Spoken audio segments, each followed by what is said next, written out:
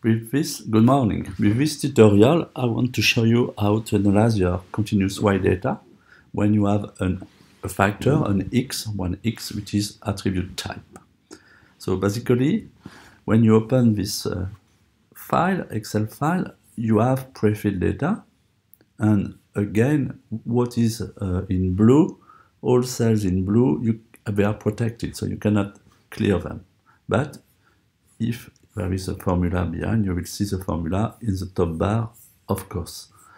So let me unzoom this tool and present you what it will do for you. As you can see, I take a maximum of 5 values for my factor x. So I have 5 columns in which I can enter my data, my samples, and I enter data for my y, for the y of my project, given factor 1. What it means that if I measure, for example, a catapult distance, and I have 5 shooters, I have one factor who is a shooter, and he has 5 possible values, so what I call factor 1, factor 2, factor 3, factor 4, and factor 5. And so I will study if there is a difference in between these 5 shooters. And so I need to collect some data for factor 1, who will be shooter number 1, shooter number 2 in factor 2, shooter number 3, 4, and 5. I can modify the name of the column, so I will do it.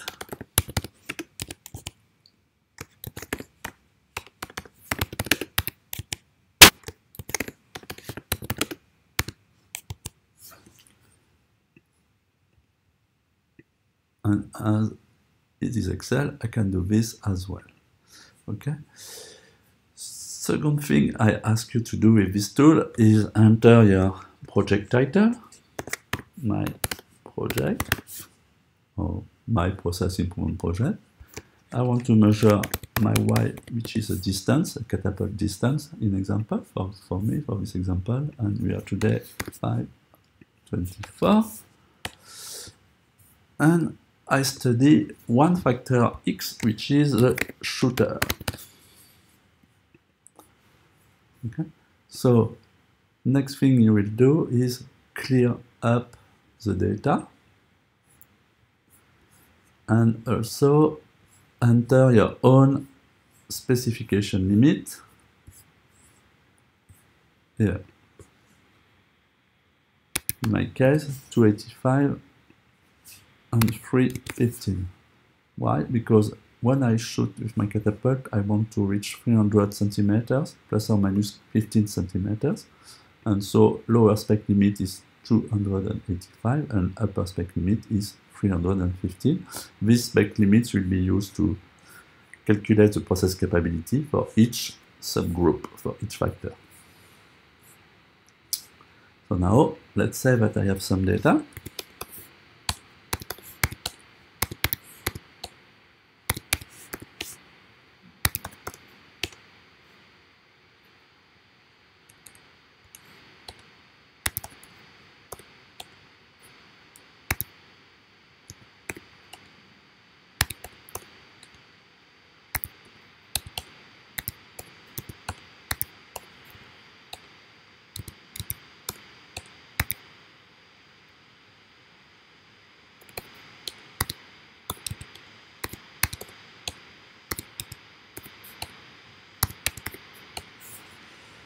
I can enter up to 5,000 data per subgroup, so I will not do this. Just to show you, I will start to enter new data.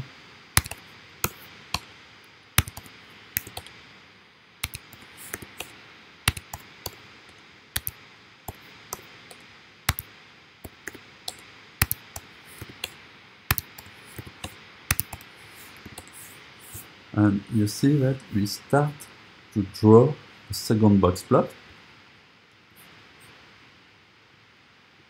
for the shooter number 2 distribution of sample size. Sorry. 2, 300, 301, 302. And I can go up to 5 shooters I will not do it for this tutorial.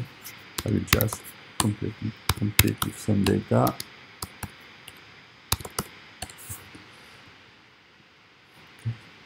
And here you can adjust the minimum and maximum value, the axis, y-axis, b-axis, by double-clicking and selecting Format Axis.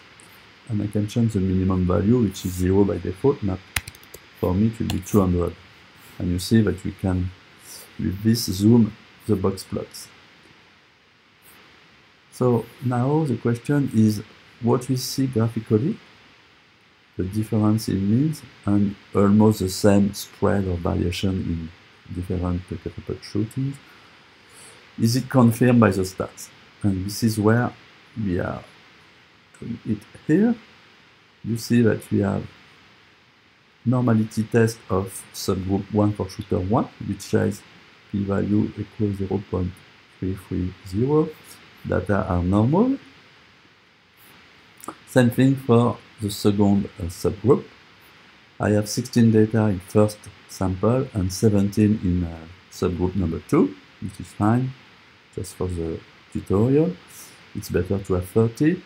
And here you have your statistical or basic statistical values. You see the mean 302.06 for subgroup 1, shooter 1, and 292.53 for shooter 2. I have specs, so I can calculate process capability. Data are normal in both subgroups, so it will be a Z calculated. The method is a calculation with the formula. Z equals mean minus specs divided by standard deviation.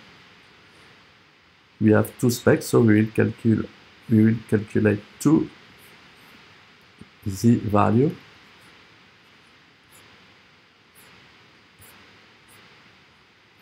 And we have to qualify our data, and by default we will say long-term. Long-term data, this means that we collect data long-term, including common cause variation and special cause variation, as explained in measure of continuous Y.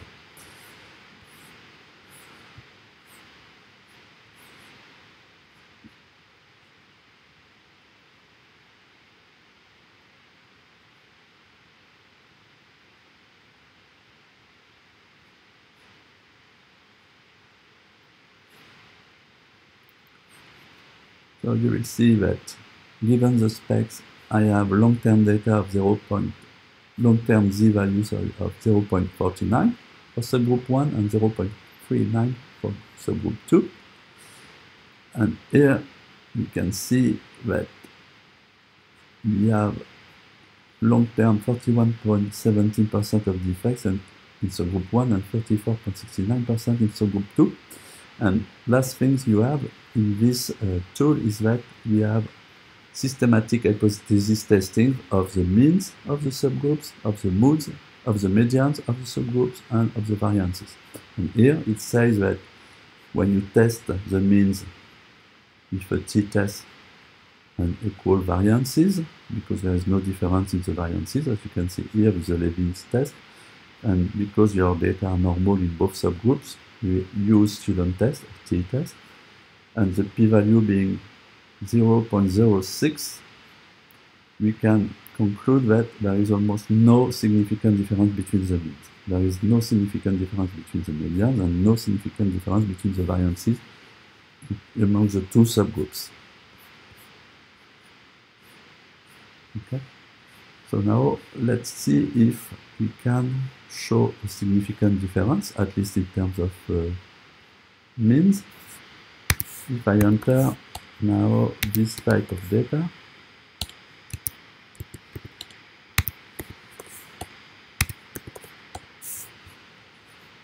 you will see now that the means are really different, graphically speaking, and also it's confirmed by the statistics, by the test. And so the conclusion being at least one mean is significantly different from the others. We have two subgroups only, so of course mean of subgroup 1 is totally different from mean of subgroup 2, statistically speaking, and it's significant. And thanks to the samples, we can conclude this for the population. So shooter 1 and shooter 2 have different means.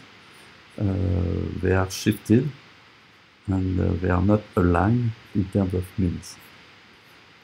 So there is a significant difference, and you can say that the shooter is one factor which influences the Y, and so of course every shooter should have a mean centered on the target, which is 300 centimeters in that case, and it's not the case for the shooter number 2.